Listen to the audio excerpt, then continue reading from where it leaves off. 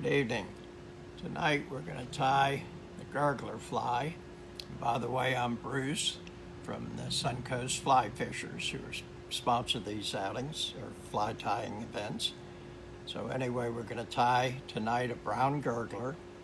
I want you to realize that brown is just the foam color. It also works well on a gurgler, but also very effective are white gurglers, green gurglers, purple gurglers, and tan.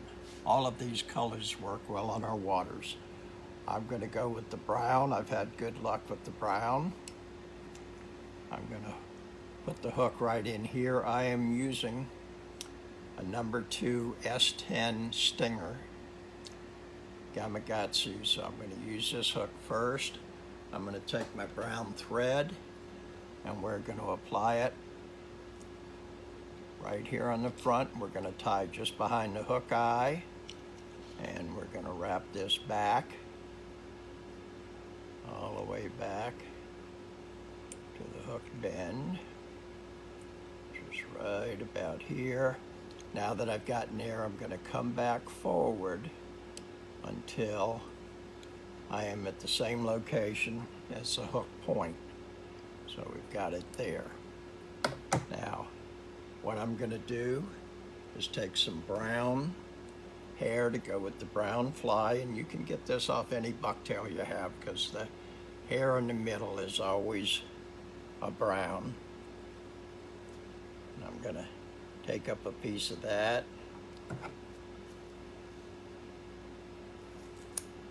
Trim it off. And then I'm going to pull out all the excess. I want a limited amount of hair up here. I'll work this down to where I want it, which I'd say is going to be right about here. You can see what I have for my tail material. I'm going to lay it on top of the shank, just above where I have my thread. Now I'm going to take it after 2 wraps and just push it down around because I want it to round itself around the hook shank. Now I'm going to wind this down tight. Okay, bring it back here to where I started, right there. Now I'm going to stop again. This time I'm going to get a piece of brown foam, and if you see the length of it here, I'd guesstimate it's about 3 inches, and on the one end I've cut it to a point. And what we're going to do is lay this down with just a little bit of that point sticking over where the thread wraps are. And now I'm going to take and wrap that point down nice and tight. Give that a good wrap. Okay. And now we're going to leave this back here over the hair just like this. Our next move are going to be the legs that we put on. And what I'm going to do here is I've got a little piece of tan. You can use tan. You can use root beer color. Anything that blends in and goes well with brown. So I'm going to lay this right on top of where I just put the foam on, and I'm going to wrap this forward all the way up to within about an 1/8 inch. I'm stopping before I get to the hook eye. I don't want to bring it all the way to the hook eye. Now I'm going to take this material and I'm going to wrap with the material facing back, but I'm going to lead it forward. So towards the back, but you notice I'm coming forward on the hook shank, but I'm leaving the material to the back. So I'm going to bring this forward as I continue up.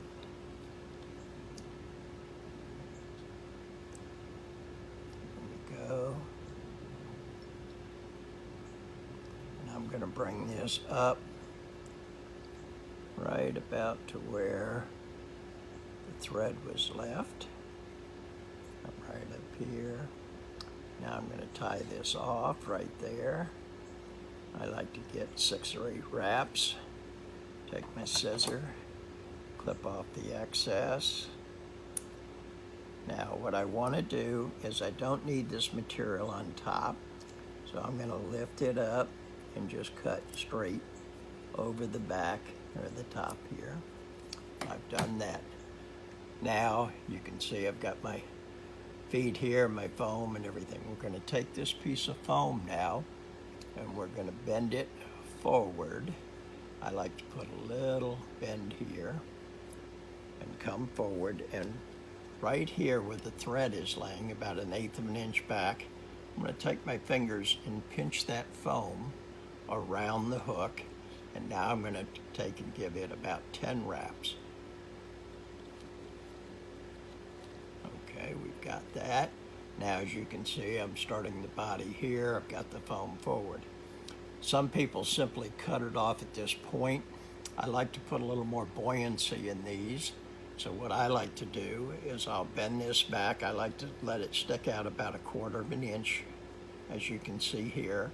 Now I have 2 layers of foam so that I maintain the floating aspect of this fly.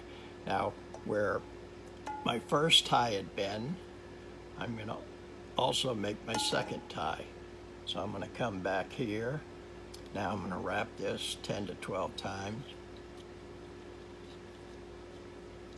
Okay, get that there. Now what I want to do is I'm going to put 3 knots of your choice on here.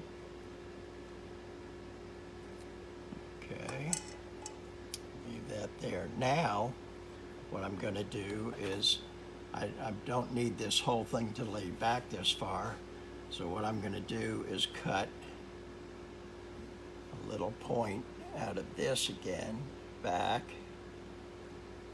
here, and about equal on the other side. So now this will come back, and I'm going to make it just a touch shorter right there. And I'm going to take just a small drop of glue. Get a small drop on there, okay? And then just push it down here, and that'll glue those 2 together for me.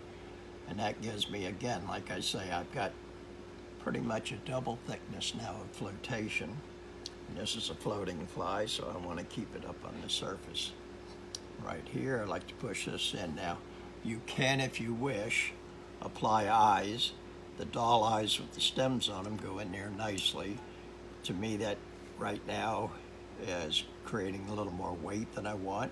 So I'm going to leave it like this. I'm going to take that same cement I used, super glue, and I'm just going to put a touch on my knots. Right there. While I have that like that, I'm going to come right here, snip it off, and we have now created a nice gurgler fly, as you can see here, and the bottom of the legs, and you tie on right there. You got your same flotation up front here, and also now you've just created a gurgler. Go out and catch some fish. Thank you.